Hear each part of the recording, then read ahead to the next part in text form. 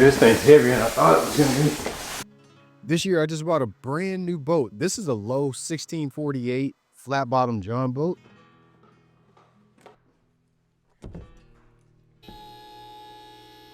But shortly after I got this boat, I realized something. This boat's gonna need a lot of work.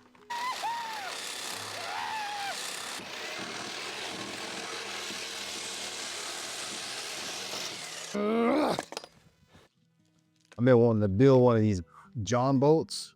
Sometimes people call them John yachts. I've been wanting to take a John boat and turn it into my own bass boat for a long time, and I finally found one that I feel like fits what I like and what I want to do, like what I envision. By the way, there's nothing wrong with my engine right now. What I'm installing is called a vessel view. You know how like on your console or your bass boat, you can tell all your RPM, you can tell your water pressure, you can tell how fast you're going. All that information that you get off your dash on your bass boat, you know, when you have a lot of the smaller horsepower engines, you don't have the luxury of knowing your water pressure or your engine temp.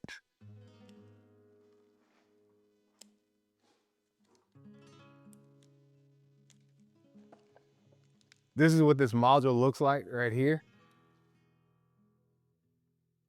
It's just a little, like a little control box that you plug into the ECU, the computer of your engine, and then you download this app on your phone.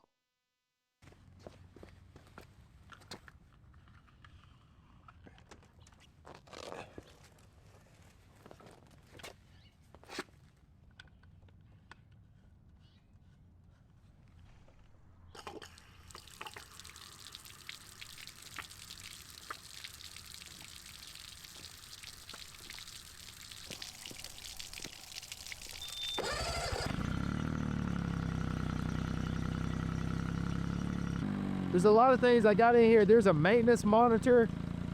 I can see the RPMs, how many gallons of gas I burned. You can even mark hazards. There's tons of features inside of this thing.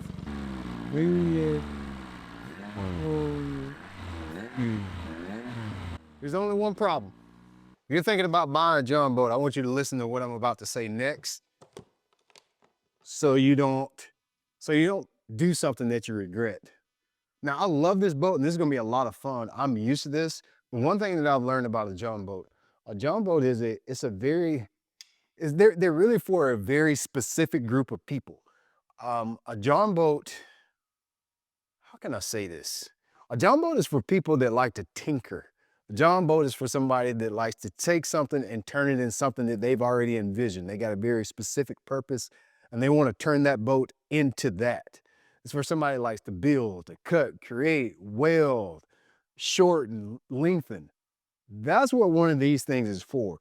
You don't really buy a John boat, roll it off the showroom floor, roll it off the dealer lot, and then just take it fishing. That ain't what this is. You got to have a vision. You got to love to tinker and turn it. It's like a blank canvas that you can paint into whatever you want. There's 5 things that I feel like I got to fix on this boat before it's the boat that I want it to be, so I can fish out of it. This trolling motor sucks, bro.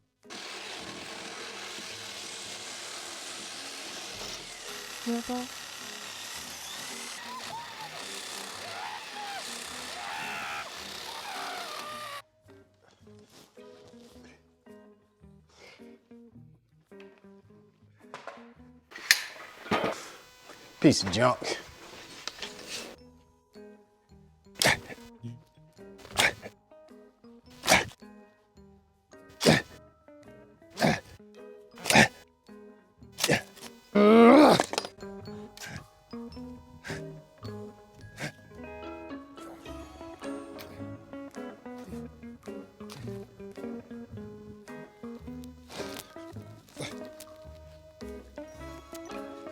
How about had enough of that thing? So this is my plan for the boat. One of the first things that I noticed when I got this boat is that it's very, very loud. I wanted to do something to reduce that sound. I've had a boat before where I built these little sound panels. And basically what I did is I took some wood and put it on the side of the boat And what that did was deaden the sound that comes in on the side. Also, like the water slap, when the waves hit the side or ripple hits the side of the boat, it deadens that sound. So I just took plywood, I screwed it to the ribs inside of the boat right here, covered it in carpet, and then also that allows me places to screw things in. If I want to put speakers, I can hide my wiring behind these sound panels. It deadens that sound when I cover it in carpet. I can have a place to mount my fishing rods. And most importantly, it stops all that scuffling, dude. For the trolling motor, I want to put a Lowrance Ghost. Two reasons that I feel like this is the right trolling motor for this particular boat. Number one, I want anchor mode. If you know anything about fishing out of a light boat, the Jon boat, it'll skate around a lot. It's really light, it doesn't draft much water, so that allows it to skate around and dance on you a lot. And then secondly, I can also, these trolling motors are smart, so I can pair it with my electronics that I'm planning to put on the boat. Okay, everybody's got their first boat, right? So my first boat is very similar to this. This is it right here. I'm not sure if the camera will focus on it. Okay, couple things you're gonna notice about that picture. Few things you'll notice is there's no trailer. That is my boat that you see back there. Those are fish. That is me. You notice my boat is in the back of a truck. Well, my very first boat was a low 1236. I had a 7.5 Mercury and I had a trolling motor and a battery, and I would get to the ramp. I'd have to slide the boat like how y'all slide kayaks out of the back of your truck. I slid my whole aluminum boat out of the back of the truck, assemble the motor, the gas tank, and the batteries, and then I'd slide it off in the water, take off and go fishing. Then add insult to injury. After I'd fished all day, I'd get back to the ramp. I'd back my truck down the ramp just like I may have had a freaking trailer, pull my boat out of the water, pick that big old heavy 12-foot boat up, put it back up in the truck, take the motor apart, take the battery, trolling motor, unstrap all of that, put it back in the truck, strap it down, and haul it back down the road. That's how I kind of started off. Of course, later on, I moved up to a bass boat. Okay, one problem that we have with these boats. All of these auras have this awkward little lip right here on the front deck. And so you don't have anywhere to mount your trolling motor. Obviously, we got to mount our trolling motor on the deck. But you've got a lip here, and then it goes down to the deck. Well, if I mount it just flat to the deck, there's no way to get the trolling motor shaft up and over the top of the boat. And then this face right here, even though I still think it's too low, I don't think it's high enough to get the trolling motor shaft up and over the boat, but then there's only just a little space. So I've got to find a bracket that will lift my trolling motor up and above the top of the boat so I can put my trolling motor in the water. So check out my solution to my problem. This is a bracket that Tiny Boat Nation makes. It's the perfect bracket. You see how this levels up to the top of the boat, and it's adjustable. You can't see it. Let me show you.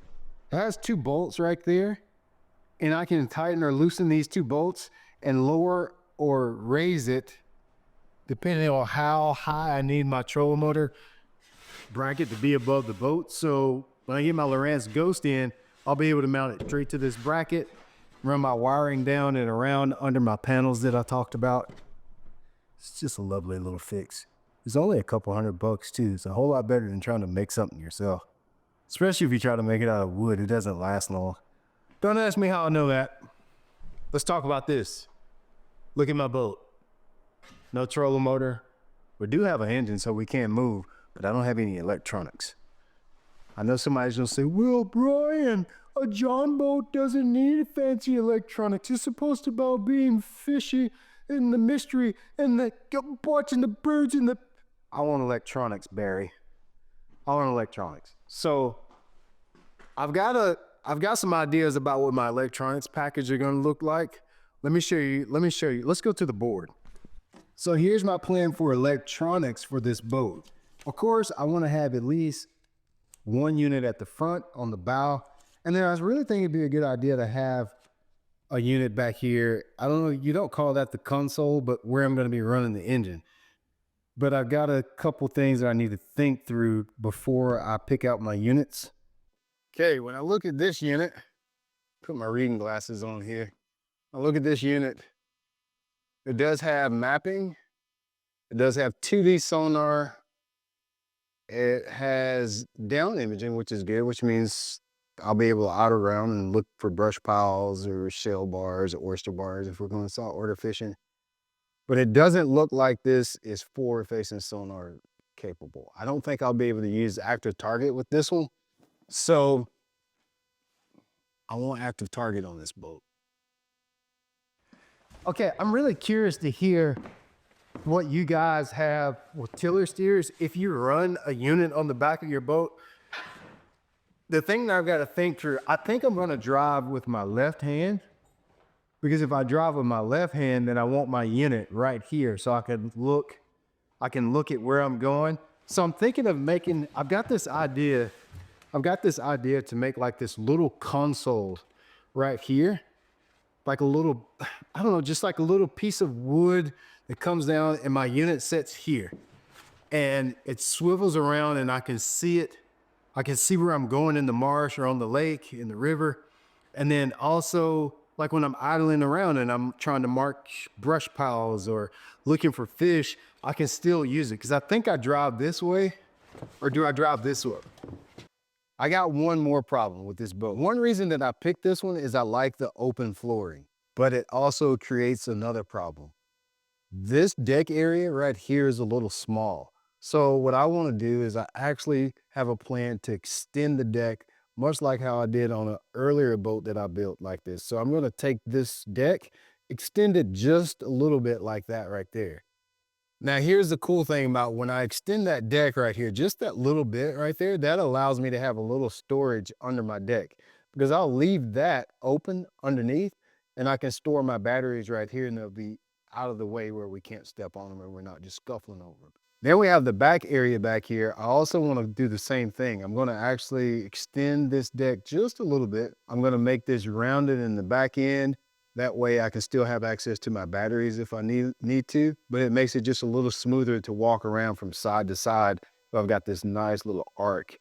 So I've got this HDS 9 Pro that I took off another boat that I just sold, and it is forward-facing sonar capable. So I'm gonna actually put this HDS 9 Pro on the bow. That way I can use my active target module with it. And then I'm also gonna take this Eagle Eye 9 and use this one at the console so I'll have mapping, know where I'm at when I'm back in the swamp, and be able to get out of some bad spots. I think that's probably gonna be the plan here. If you're still watching this video by now, I can tell you one of two things. Number one, you're probably at least vaguely interested in building your own John boat to bass boat conversion.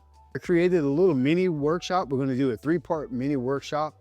One on John boats, we're gonna do one on kayaks, and we're gonna do one on bass boats. And we're gonna invite some guests in and we're just gonna share our experiences so maybe you can get some inspiration on your John boat build. Or maybe you wanna come to the chat within the live session in the workshop and share some of the pictures in the community section on the Straight Up Fishing app of your John boat build. Let me show you how you can get into the conversation even. If you're interested in being a part of the Dream Boat Workshop, this is really easy.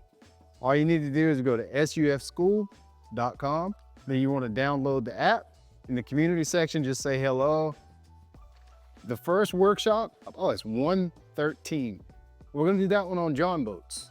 Now, don't worry if you're busy on 113, it'll be archived on the website, and you can view these workshops at any time. Then we're going to do a second workshop. It's going to be on building your dream kayak. That was going to be on 123.